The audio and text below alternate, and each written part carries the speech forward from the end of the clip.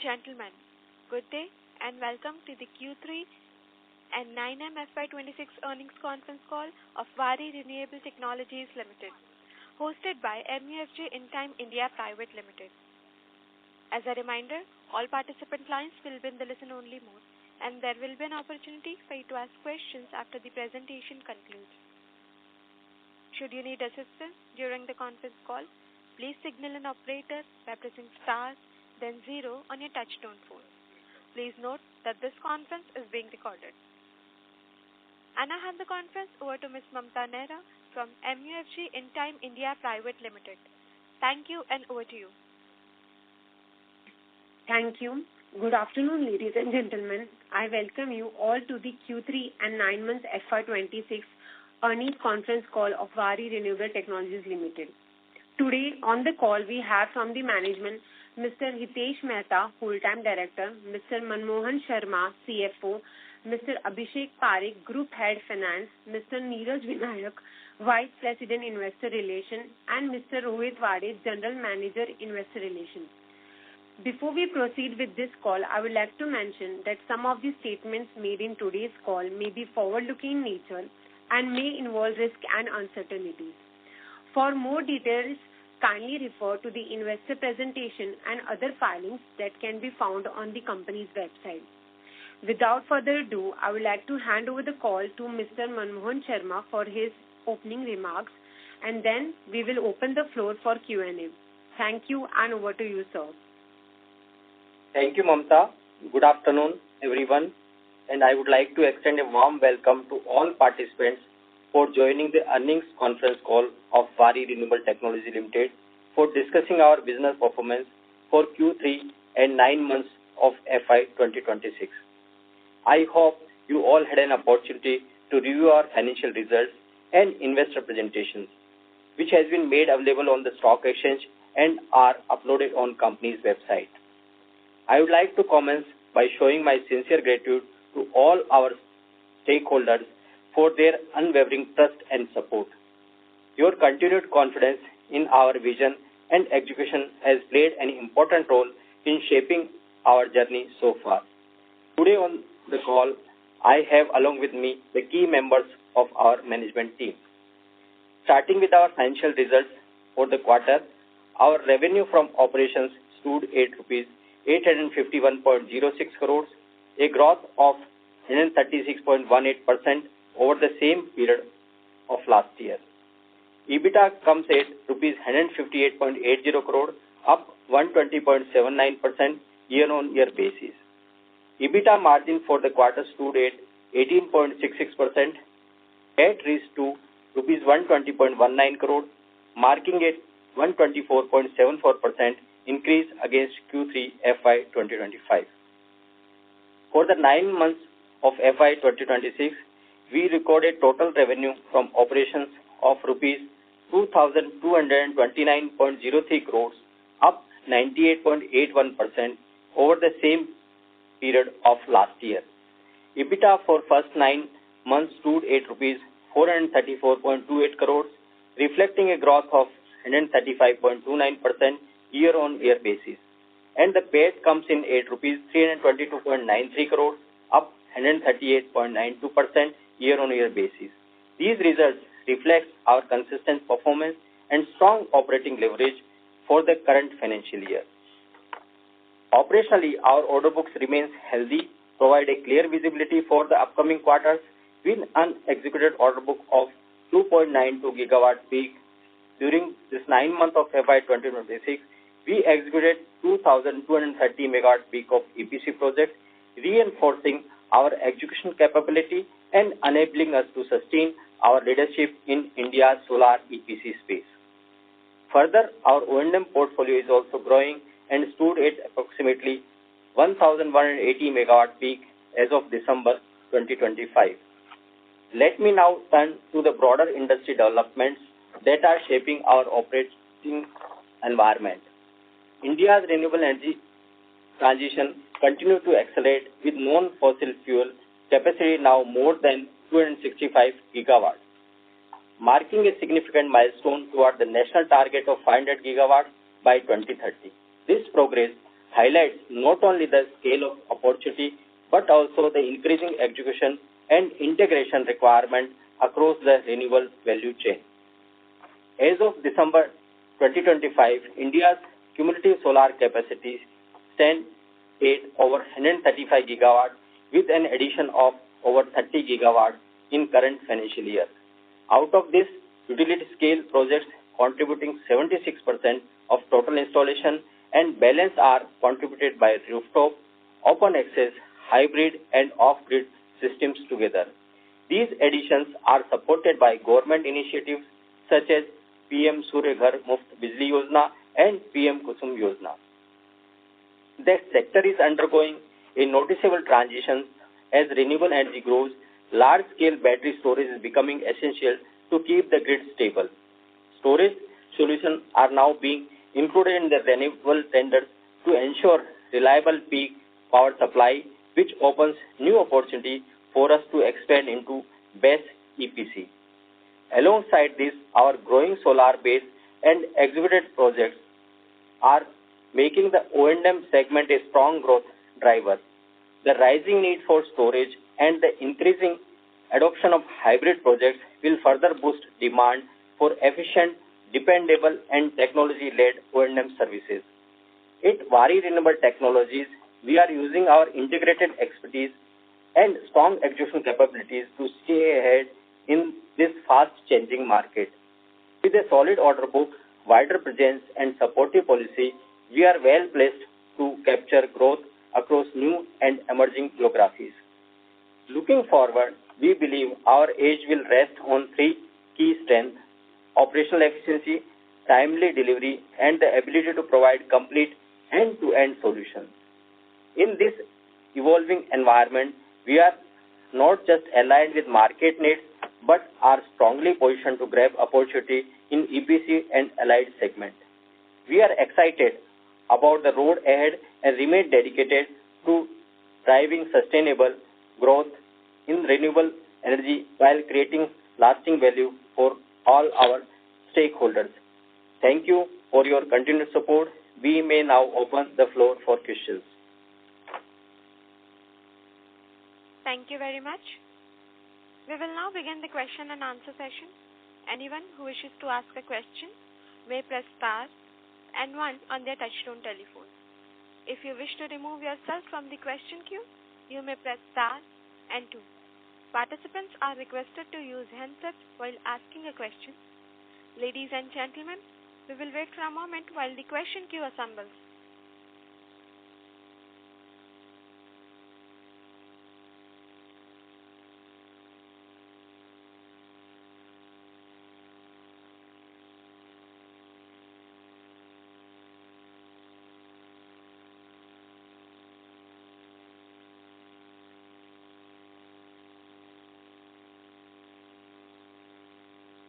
The first question is from the line of Deepak Krishnan from Kotak Institutional Equities. Please go ahead. Hi, sir. Am I audible? Yes, please. So I just wanted to check for this quarter when we look at the, the execution per megawatt and then we look at the revenue, it seems that the realization per, megawatt has gone up to about, say, 1.3 crores or 1.4 crores against, run rate of 85 crores. So is there a healthy mix of projects where we are also supplying the modules in this particular quarter? If you could quantify of the executed about 610 megawatt, how much of that is related to, orders with modules? And of our backlog, what percentage orders will also have module in it so that we can sort of get a good sense of, the rough estimated order book value in tons also. You rightly said that our total order includes turnkey order also. During the quarter, there is an execution of the order which includes module also. So this is difficult to give you any number as of now out of this mix, how much is contributed by that supplied module, etc. But our order books for the going forward as well as remains along with the modules. So the present order book is 2.9 gigawatt. That includes some portion of the orders which have module as well. But you can't, okay, sorry, you are giving a particular percentage. Okay, we get that. Maybe were these modules through Waaree Energies or were these through external procured modules? If you could sort of quantify that as well. So mostly actually based on the customer requirement and approved list, some of these modules are from the Waaree only.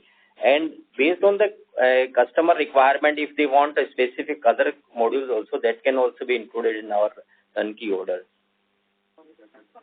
Sure, sir. And maybe if I just look at your order book, it's gone from about 3.2 gigawatt to 2.9. This particular quarter, I think the absolute addition has been slightly lower, or because of the one order where we have adjusted for the revised amount. Is that the right way to look at it? That is also partially included in this, but this order books is not like every quarter we are getting good amount of order. Last in H1, if you've seen, we have got I think around 1.8 gigawatt of order. So this pace will continue. Whatever we have executed during the 9 months, that amount of order we have already there in our hand. And we are also following up 29 gigawatt of order pipeline, which include around 5 to 6 gigawatt of tender, and that some of them is with BESS also. So and geographically also from the domestic as well as internationally also, we are getting lot of inquiries for the order. So we think that this order book will remain healthy going forward as well. Sure, sir. And maybe just wanted to check on your other expenses also. Sequentially we have seen revenues go up, but other expenses, go down from 12 crores to 6 crores or 5.6 crores. Anything that we should be sort of aware for, what would have sort of triggered that? No. Actually, in the last quarter, there were certain expenses related to CSR activities that were paid and included in the last quarter. So that is the only exception which is there. Otherwise, our all expenses remain in the range where we want to be them.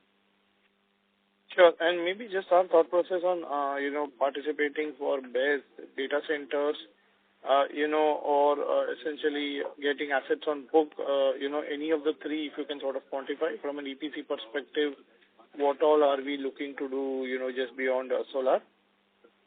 So we have as of now 3 revenue stream actually. That is one EPC, then O&M, and then our own IPP generation. These are the 3 existing revenue streams. Going forward, we are actively looking for the BESS as well, BESS or data center EPC. Wherever there is opportunity, we are actively looking for the BESS, and presently we are executing one of the BESS order during this year. If you could quantify any value of the order or any other data points related to that? No, it's around... Is the margin profile very different from our business, or is it similar? The margin profile will remain the same, whether it is BESS or solar. We do business whenever it suits our risk-reward metric. So that kind of EBITDA we are looking at, that should be there in the BESS order. Sure, sir. And I think the IPP of 227, we will... Please rejoin the queue. Okay, maybe just... Yeah, sure, no worries. Thank you.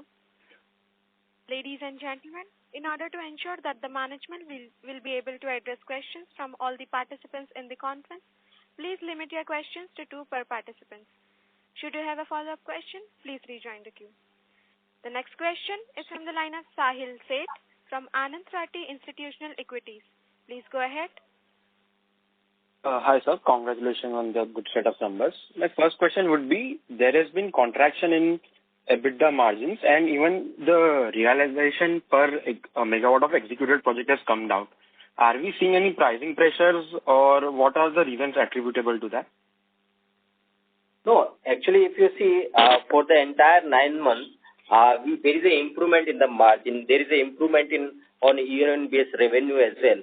So we have 98.81% improvement in the revenue, and EBITDA margin as compared my YOY for 9 months, as against 16.48, we have done 19.48. So this is significantly improved over a period of 9 months, and for this particular price, it's slightly lower than what is of previous quarter. So it is all in line with our budget and estimates. So in terms of realization, do you expect your per project realization to inch upwards from the current quarter levels? Yeah, it depends actually how what kind of order we are getting going forward, and it is difficult to comment any specific order what we likely to come in future and what could be the margin profile. But we are always guided that our margin, EBITDA margin, should be over and above 15%, close to that. Okay. And one more thing. So recently there was news that China had revoked the rebate on the export rebate on the modules and solar cells. Would that have any effect on our margins or projects where we are supplying the modules as a part of the project? No. Whenever there is an inquiry from the customer, whether it is a pure EPC order or a turnkey order, whatever the costs which are associated for the execution of the entire project, we calculate the cost and convey back to the customer and with our profit margins. So as and when the order is confirmed and firm, we immediately book our raw material component which are supplied for the execution of solar power. So we don't see any kind of this kind of situation going forward as well. Okay. And if I can, what are your views on the 44 gigawatts of project which are still stranded in the solar space? So that is again that depend upon the government initiative. I think they should be, we also expect that those should be completed by the government with the government support. Okay, sir. Thank you. Thank you. The next question is from the line of Deepak Podar from Sapphire Capital. Please go ahead. Yeah, I'm audible, sir. Yes. So just wanted to understand something on the industry front. I mean, how do you see the supply-demand scenario currently at the solar space? I mean, a lot of capacities are getting built up. So do you see any kind of overcapacity kind of situation in solar? So I mean, some kind of comment on this would be very helpful, sir.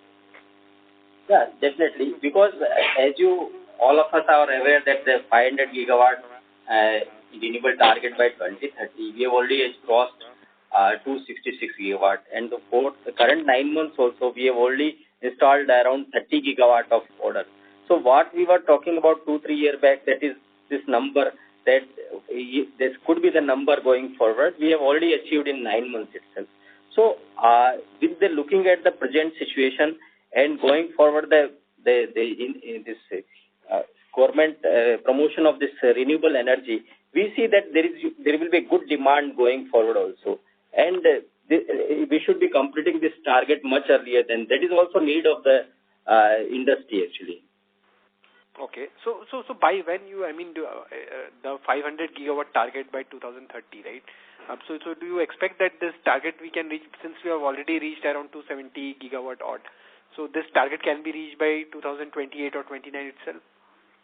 Maybe it could be, because that is kind of the demand is there, because lot of industries are there, lot of people need green energy. So all this factor putting together, it can be possibility.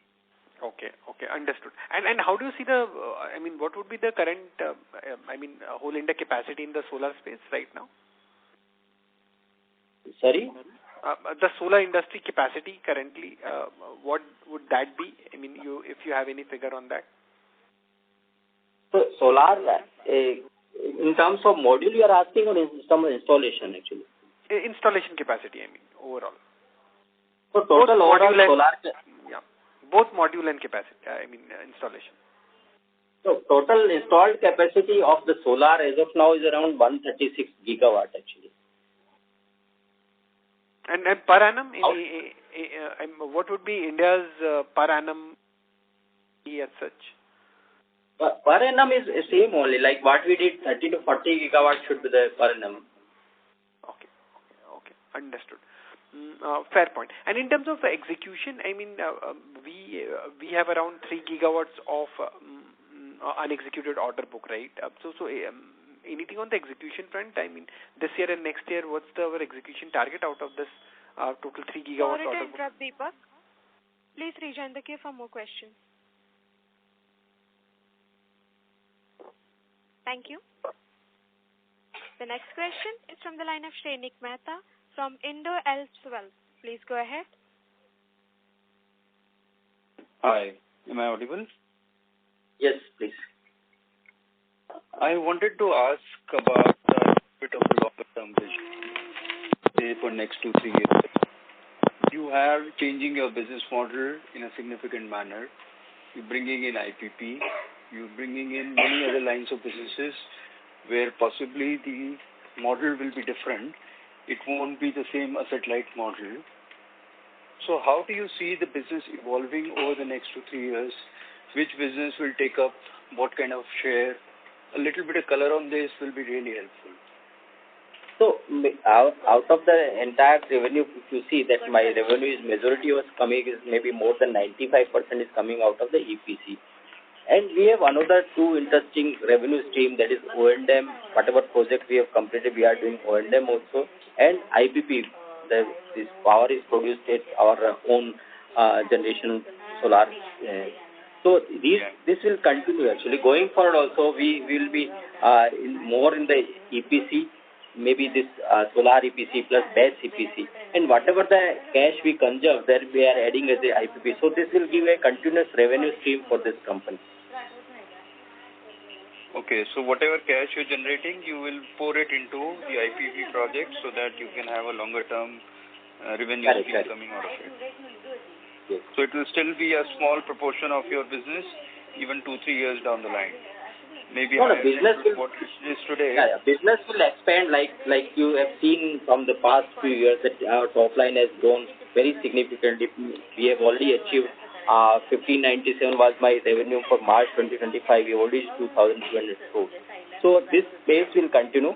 And over and above what I mentioned is the like IPP and this O&M business that will also going to grow going forward. Okay. Thank you. Thank you. The next question is from the line of Udit Sehgal from Pinpoint X Capital. Please go ahead. Sir, I wanted to know about the pace of tendering activities in the solar EPC space. There's been talk that there is a lack of transmission capacity, so the tendering activity may go down. I mean, how do you see the pipeline and how do you see things moving ahead? So, with the current order book unexecuted, we have a pipeline of order pipeline of around 29 gigawatts, and the tendering also is any point of time the tender business is around 5 to 6 gigawatt live tenders are coming up, is going on. Apart from that, this domestic, there is a inquiry or order pipeline from the international space as well. Okay, so as such, you don't see any slowdown happening. And about BESS, sir, about the BESS space, sir, what is our target and like what is the kind of tenders happening? You know, what is the quantum and what would be the government's target for installation for the coming year? So BESS also is one of the requirement to have a continuous power in the peak time, that is night. And to support the grid stability also, this is one of the requirements. So we are getting lot of inquiries for 1 hour or 2 hour BESS supply along with the solar. So this, I think this will be a needed requirement going forward to install, have the BESS also along with the solar. And we see, sir, a lot of, I mean, on the BESS and both on the solar EPC side, that the rates keep going down with each and every tender. Are you facing any such compression in margins, or I mean, is that in line with the fall in cell prices or the other raw materials? No, this cost optimization or all this will continue because of the competition. It will keep on continuing, the regular phenomenon. So, but as of now, we are not seeing. Once it is awarded by this order is awarded to somebody, then the EPC work will come into the picture. So once it is formed as a order, we will get the EPC work. So we don't see any kind of pressure on this. Okay, sir. Thank you. That's it from us. Thank you. The next question is from the line of Sarang Joglekar from Vimana Capital. Please go ahead. Yeah, hi, sir. So on the competitive intensity, the current pipeline that you have, first of all, can you give a split of how much is from the government versus private? And secondly, because I've been hearing from the competitors that the margin, there have been a lot of new players coming in, participating in the tenders. So does that, threaten your margin, maintaining the margins in future? No, see, as far as my current order book is concerned, we have around, in megawatt term, it is around less than 10% of the total order book. In the value, it could be around 20-22%. But this is one question you have asked. And as long as the new player is entering, so there will be always competition in the industry. So because of our execution capability, timely delivering of the project, this will be aid on us to get orders actually. Got it. And this split between government versus private in your pipeline, can you give that? Yeah, it is around, in capacity wise, less than 10%. The value term, could be around 20-22%. Understood. Got it. On the module prices, I just wanted to understand because I think a good portion of your order book is including module supply, right? So how are the module prices trending both on the DCR as well as non-DCR? No, as far as our order book is concerned, actually, whenever we are getting any kind of order with the turnkey where module is also in our scope, based on the prevailing price, we calculate our cost, etc. And once the order is formed, we just place the order so that there should not be any effect of any price variation upward, etc. on our financials. So that is what we are doing actually. Got it. Thank you. Thank you. The next question is from the line of Surya Narayan Nayak from Sunidhi Securities. Please go ahead. Audible, sir? Yes. Yeah. So thank you for giving me opportunity. Couple of questions. So one is that you have been telling that when you get the base orders, so you are booking the materials with the Chinese vendors probably.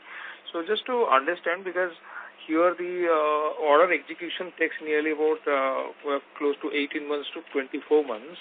Whereas when you order the materials from the Chinese vendors, you could be factoring the prevailing prices plus some margin you could be accounting for.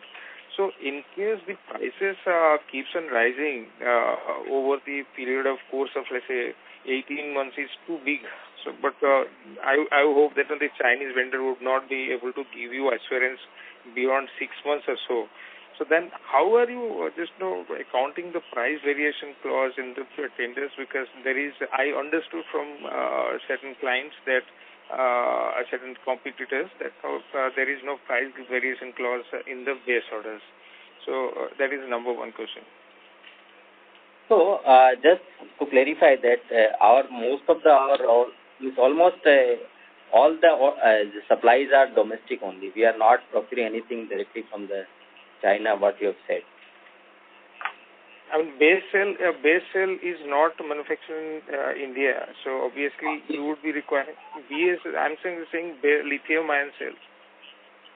No. Actually, this is not in our scope. Actually, whenever we are doing the EPC work of the solar power project, so either the module is procured through us or module is supplied by the respective customer for us to execute the project. So there is no same kind of effect in our balance sheet. So you won't own any risk of rise in the prices because on the material front? No, that is not in our part. Actually, most of the components which are required for generation, maybe transformer, cable, etc., they are domestically available. Apart from that, there is a module which could be procured by the customer directly, or if it is through us, then what I said previously, that stands. Okay, and secondly, hitherto the industry was seeing that major orders were pure solar without any base. Now base pairing is the norm. Base pairing with 1 to 2 hours storage facilities is a norm to avoid the curtailments and all. And so then what will be the your course of action? Because what I understand is that because of the recent Chinese actions of rolling out their export subsidies on the solar cells, on the BESS cells, lithium-ion cells, the prices of cells are rising. Then obviously it would put some pressure on the module side, because ultimately as a package, module plus base, you will have to offer. So what would be the cost going forward? I mean the tangent, the progression of the cost with the non-DCR scenario and with DCR scenario. Right. That's all right. But as far as we as a EPC player is concerned, we it is good that we get this compulsory 1 hour, 2 hour batteries should be there. So we also get the EPC work out of that. As far as this all procurements are concerned, either it's the scope of the customer or it can be through us. If it is through us, then we'll do our own calculation, convey with our profit margin to the customer. So that is how we operate. Okay, and so going forward with the 500 gigawatt of progression, what is that, 2030, 32, it is the government is said. So your component of government is very less, you said around 20% if I heard right. So going forward, how much will be the utility solar from the government side or semi-government side, like NTPC or NLC, who have lined off, and what will be the private portion you are envisaging? So if you say the government portion also, there are around 5 to 6 gigawatt continuous live projects are there. So if the tenders which suits our profitability or costing, then only we participate. Otherwise, we'll leave that particular thing. So this will keep on happening, whether the tenders with the base or without base. This will be we will going to participate and win if suits our profit and loss. Because your competitors who are majorly participating in government tenders or let's say PSU tenders, their margin is nearly 500 to 600 bips lower. Just last question. The last question. So as I said that we only participate when it suits our risk reward matrix. If the tender is not suitable as per our guidelines, then we don't participate in that. So your threshold margin will be 15% or so minimum. We'll try to maintain. That is what we are saying, that we'll try to maintain this kind of margin. Okay, I will come later. Thank you. The next question is from the line of Utsav Adani from Oaklane. Please go ahead. Thank you so much for the opportunity. Sir, of the 29 gigawatt pipeline that you mentioned, can you help us understand the mix between vanilla solar projects and complex projects? And in case of complex projects, will you be executing wind projects as well, or that will be outsourced to a third party? No, as of now, we don't have any kind of wind project that is to be executed. And we have, pure EPC projects is also there, then pure turnkey contracts are there where module is on scope. Both type of orders are there as of now. Right, sir. So that's part of the current order book. I'm asking for the pipeline, the 29 gigawatt pipeline that you mentioned. Pipeline has it includes base supplies also, base this module supply also. Various type of inquiries are there actually. Depend from the private sector, both type of inquiries. There is from government also. They are compulsory adding base as well. So it's a mix actually. Right. And sir, sometime back we had created a subsidiary to execute small projects, let's say sub 100 kilowatt projects for rooftop, for households as well as small MSME customers. And also on the data center side of the business, do we have any key updates on these businesses? So, this small rooftop size project, we have not added any kind of subsidiary. And as far as data center is also concerned, we are getting inquiry about the data center EPC work. But as and when something gets finalized, definitely we'll announce through exchange and you will get to know, sir. Sure. Thank you. Thank you. The next question is from the line of Namreel Shah from Value Quest Investment Advisors. Please go ahead.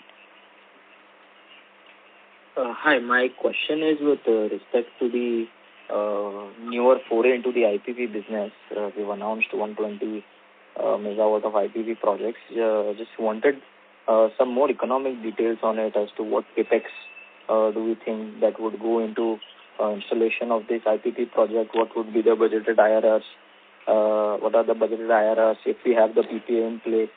And are we well funded outside of the unencumbered cash balances to fund this IPP project? That is my first question. So we have just recently said that 120 megawatt of this project. So that will add in this next financial year.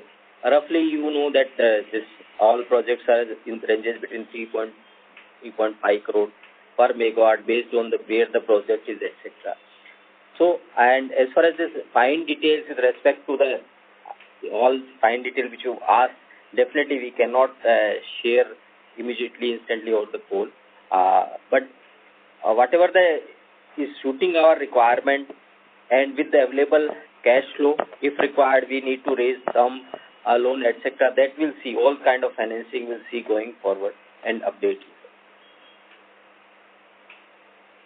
Sure, okay. And the second question is with respect to the working capital. Currently, if you could just briefly explain what is the working capital cycle we had. I think Q2 was 600 crores of receivables. Where do we stand on that front? Just so that we could understand the working capital cycle. So working capital also, just to tell you that as of now, we have not availed any kind of fund-based working capital from the bank. So that gives you some sense on this. And we are operating with a non-fund-based limit. So that is we are not using any kind of fund-based limit. That will give you sense the operating cycle of this company. So mostly our receivables are in line with our expectations. We are getting money from our receivables also, and maybe using this credit period, etc. We are operating this company. Sure. Just one last question. Sorry to interrupt, Mr. Shah. Please rejoin the queue for more questions. Sure. Okay. Thank you.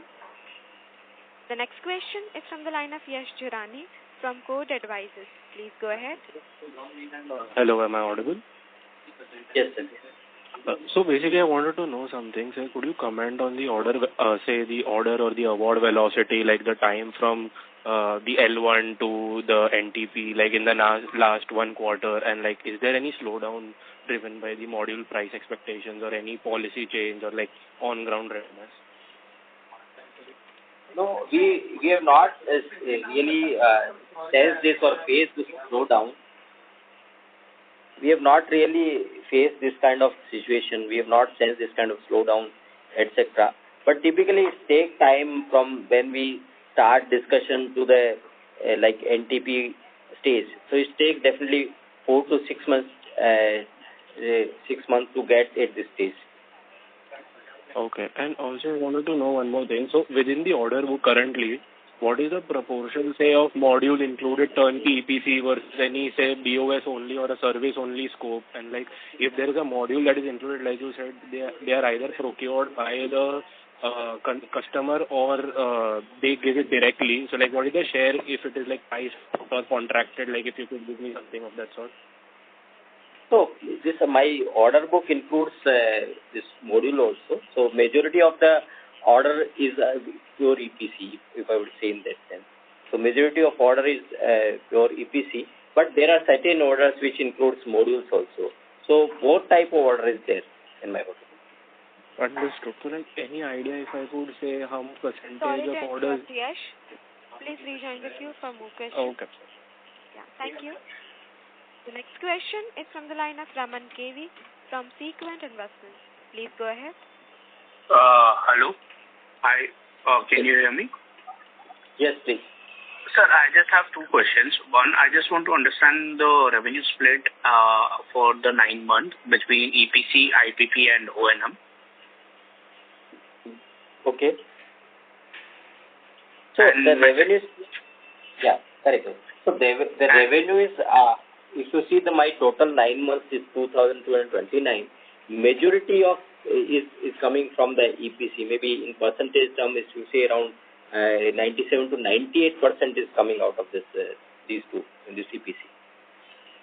So 97% of your revenue comes from EPC, and the remaining 3% comes from O&M and IPP. If my understanding is correct. IPP and O&M, 2 to 3% is coming from there.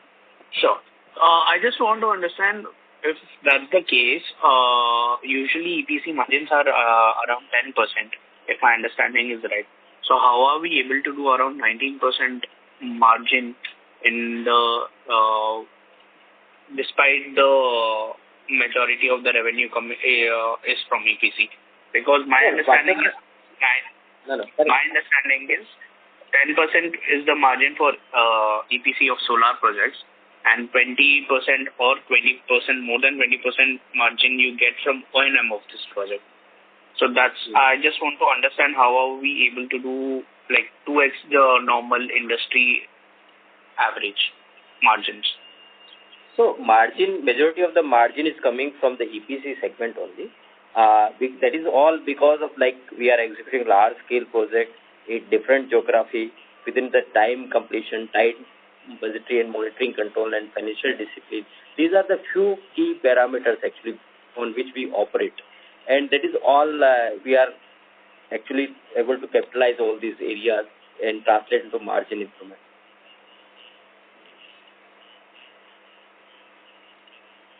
Understood. So there is nothing apart from that. There is no.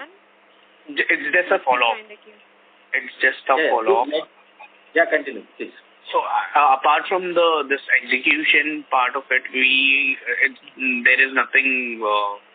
How do I say?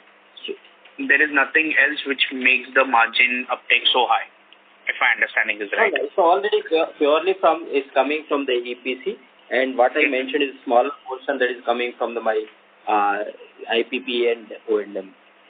Okay, understood, sir. Thank you. Thank you. The next question is from the line of Paras Kulkarni from Ignite Capital. Please go ahead.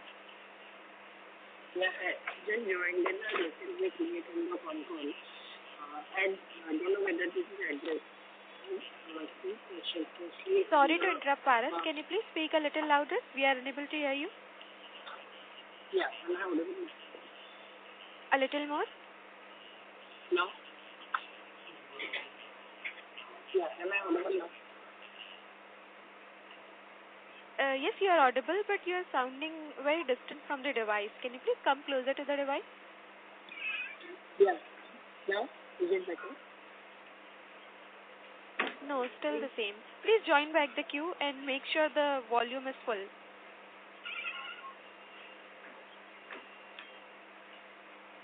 Thank you. The next question is from the line of Naman Maheshwari from Breastcon. Please go ahead. Hi, thanks for the opportunity. Just quickly, good set of numbers as always, but wanted to understand more on the growth strategy slide that you have put in place, right? In the renewables, you have said, in the storage, wanted to understand further that what is the demand pipeline looking like, across BESS and BSP, where we are, planning to expand. Secondly, what is the strategy in bidding for these areas, and what is our edge that remains in these areas? So just three short points. Yeah, so along with my existing this EPC revenue, we are into the best, we are exploring all kind of best EPC opportunities, correct? So as I mentioned earlier, there is a requirement to add best along with the existing solar power plant with 1 hour, 2 hour capacity, etc. So that will contribute to expand our operation into best EPC space as well. And with the existing order pipeline also, there is a lot of inquiry about the including BESS into the solar power project. Sorry, just a small follow-on. So does that 2.92 gigawatts of order book already includes certain BESS projects in it? And if yes, could you just highlight what percentage of the book would be BESS backed?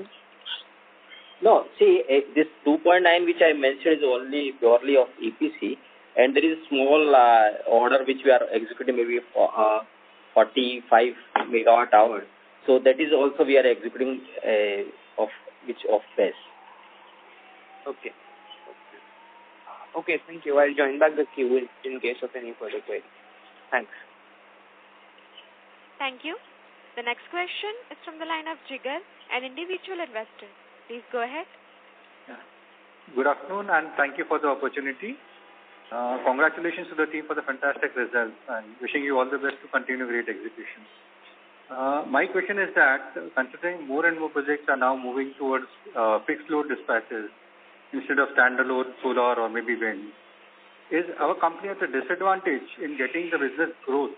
Because we do not have a significant foothold in either BESS or pumped storage or green hydrogen. Basically, we have not won any significant orders of the large orders which have been given in this hybrid renewable space. So we are actively looking and discussing with our customer for the BESS EPC work. So just with the existing solar power project or maybe upcoming solar power project, the customer intended to install BESS projects, BESS also. So we are getting good amount of inquiry. So that maybe sooner or later it will convert into the firm order going forward. But for solar EPC, I think we would have been amongst the leaders, but hybrid projects are not among the top 2-3. So like, no, we have our execution capability, and the team is there to execute. So that will also be there in next few quarters, maybe year. Right. And just one small thing. A couple of years back, we announced a tie-up with 5B Maverick, and any further development or any kind of market for that? No, there is no significant development as of now. Right. Thank you very much and for answering, and all the best for the future. Thank you. The next question is from the line of Pawan Kumar from Shade Capital. Please go ahead. Thank you for the opportunity. Am I audible? Yes. Sir, this question is regarding the IPP assets. Like you are already commissioned around 54 megawatt and looking for 227 megawatts. Can you give some sense of the timeline of commissioning? At what stage these are, which are to be commissioned? So some of them will get added during March, and some of them are planned for the next financial year. And like the current orders we have, or like it will be executed within 1 year, right? Yeah, from 12 to 15. Okay, and sir, any sense of what sort of IR we are generating? Maybe base level IR which we are targeting on the? Oh, this fine detail is not available with me as of now, but we are whatever this shooting our this revenue stream plus overall the company, we are executing only those projects. Okay, sir. Thank you. Thank you for the answers. Thank you. The next question is from the line of Anushka Vora from Vimana Capital. Please go ahead. Hi, thank you for the opportunity and congratulations on a great set of numbers. So I have a couple of questions. One is your current order book of 2.9 gigawatt. What is the execution timeline? And the second question is the pipeline that you said of, around 29 gigawatt. What would be your hit rate? Generally, what % of these orders do you expect to win from that? So execution timeline for the existing 2.9 gigawatt is around 12 to 15 months. So this will get executed in next few quarters. And the pipeline which we are following is around 29 gigawatt. Definitely we are in discussion with our customers and we'll try to gain some of them into a firm order in next few quarters. Okay. And this 2.9 gigawatt order book that you have, how much of it is private versus PSU? Yeah, in terms of megawatt size, around less than 10% government, and value term is around 20-22%. So that is what it is as of now. Okay. Thank you so much. Thank you. The next question is from the line of Paras Kulkarni from Ignite Capital. Please go ahead. Yeah, I have a question regarding the realization on a per megawatt basis. So, as of third quarter, I guess the realization per megawatt has increased as compared to Q3. So, what is the primary reason for that? And out of the unexecuted order book, do we see similar kind of a realization on a per megawatt basis? Correct. And so, Paras, we in our order book actually we have pure EPC orders, or maybe orders along with the module, that is turnkey order. So that keep on adding our order book, and that keep on changing over a period of time. And during the quarter, whenever we are coming for the result, certain orders get executed. So this will remain as it is, because some of them are turnkey order, some of them are pure EPC order, and the combination is coming to you. So it will keep on changing. Okay. Secondly, is that the execution has gone down in the third quarter as compared to the second quarter, whereas in second quarter we had guided that the execution run rate will sort of increase on a QoQ basis. So how do you look at it? And lastly, where do we see our order book at the year end?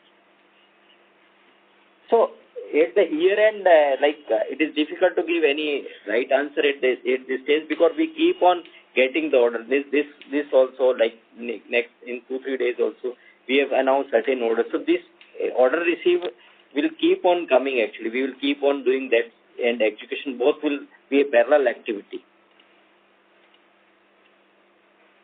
Okay, so you won't be writing any... Sorry to interrupt, Paras. Sorry to interrupt. Please rejoin the queue for follow-up question. Yeah, just one last one. This is the follow-up one. So you won't be writing any kind of execution sustainable run rate for the coming quarters? Execution run rate. I mean, like I said, in 3Q, we have had a lesser execution as compared to the second quarter. So any sustainable execution? So these are the projects are spread over various geography in various states. So the execution will keep on happening, and wherever there is order, there may be some progress in that particular order in that particular state, etc. So this will be a continuous feature. We'll be executing orders throughout the year. Okay, understood. Thank you. Before we take the next question, a reminder to all, if you wish to ask a question, please press star and 1. The next question is from the line of Raman KV from Sequent Investments. Please go ahead.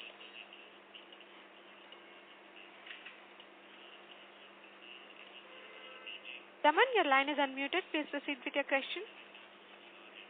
Yes, I just have a follow-up. So during the quarter, I have noticed two things. The execution of order book has slowed down when we compare it to Q2, and also the order inflow has slowed down. Is there a particular reason? No. Actually, if you see that over a period of 9 months, we have got more or less the same amount of order which we have executed. So it is not like that there is any kind of slowdown. There may be sometime you may get some more order, maybe some quarter you may get less order also. So if you observe closely that whatever order book we had during the 9 months, whatever execution we had, that amount of order we have already added in our order book.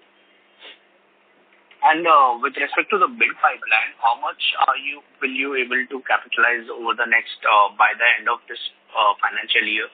Like, I just want to understand the going forward the revenue visibility for the company. So So from the various type of order pipeline is there is around 29, which includes government tender, private, in all kind of order which we are following. So it's difficult to give any kind of number that will be added in the next quarter or like this. Maybe we are hopeful that out of this entire pipeline we should be getting good amount of order going forward as well to maintain our order book. And also, with respect to the EPs, the revenue split, going forward, can we expect the O&M and IPP share to increase further from current 3%? Or are you See, this two segment, that is O&M and IPP, they have the fixed contract and fixed amount of this project in both the case. If as my EPC turnover goes, this percentage will come down in any case, even though I will increase it further, but in the percentage term, if you see, it may come down also, because if my EPC revenue goes up and this significantly, then this will also grow at a certain pace. So that is difficult to calculate in this fashion. Understood, sir. Thank you, sir. Thank you. Next question is from the line of Saurav Banik from Devas Consultants. Please go ahead. Good afternoon, sir. My voice is audible? Yes. So, sir, I just want to ask you one question regarding the EBITDA margins and net profit margins. So both have contracted in this quarter as well. So if you just put a light on it, so what do you expect for the next quarter that remains for the financial year? What to be that EBITDA margins and PAT margins? So if you see for the overall period of 9 months, it has improved by almost 300 basis points. So from 16.46%, now we are 19.48%. For the quarter, there is a slightly dip in this margin. But what we are saying that we'll try to maintain EBITDA margin in the range of around 15% going forward as well. So from this overall 9-month point of view, we have improved significantly in terms of in absolute number also we have almost doubled from last 9 months. And in the profitability also we have done 138.92% over the period of 9 months. Okay. Thank you for the clarification, sir. So my another question is on the beef sector that you are pouring into. So how for the next few years that you look for this sector and how this will actually impact or affect in our revenue front? If you just put a guidelines for next 2 to 3 years. So this base is also like I mentioned in various previous questions that this is also going to grow because you need battery storage for your solar power projects. So we are getting a lot of inquiry for 1 hour, 2 hour base project along with the solar project. So in all terms, we are going to get this EPC opportunity also. Maybe there is an opportunity to have a turnkey order for base as well in our portfolio. Okay. Thank you so much for my answers and wish you all the best for the next coming quarters and years as well. Thank you. Thank you. The next question is from the line of Hardik Sharda from Waaree AMC. Please go ahead. Hi, sir. Good afternoon. I just wanted to understand the rationale behind entering into the segment because since recent developments in North, due to the fog, the availability of the sun time has reduced, which could eventually, affect the revenues and margins. So, are we well protected, and what is the scope for IPP to Waaree RTL? The Waaree RTL IPP business, as I mentioned, that it will keep on adding this power project based on the requirement and based on the financials of the company. So that we will keep on adding. So what was the earlier question you asked?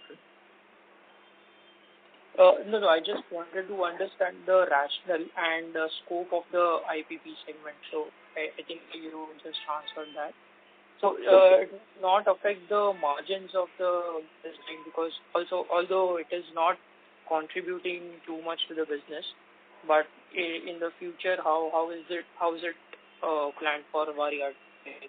No, see, it is though it is as far as the total top line is concerned, it may make contribution maybe relatively less in percentage term, but in absolute term, whatever I am adding to the IPP business, it is getting into more profitable and giving a revenue stream for the company for next 20-25 years. So this is kind of the things we are doing. Apart from that, there is O&M also. So whatever projects we are completing, we are doing the O&M. So that is also a continuous stream for this company. Oh, okay, sir. Thank you. Thank you. As there are no further questions, I would now like to hand the conference over to Ms. Mamta Mehra for closing comments. Thank you, and over to you, ma'am. Thank you. I would like to thank the management for taking the time out for this conference call today, and also thanks to all the participants for attending. If you have any queries, feel free to contact us. We are MUFG In Time Private Limited, Investor Relation Advisor for Waaree Renewable Technologies Limited. Thank you. Thank you so much. Thank you. On behalf of Waaree Renewable Technologies Limited, that concludes this conference. Thank you all for joining us, and you may now disconnect your lines.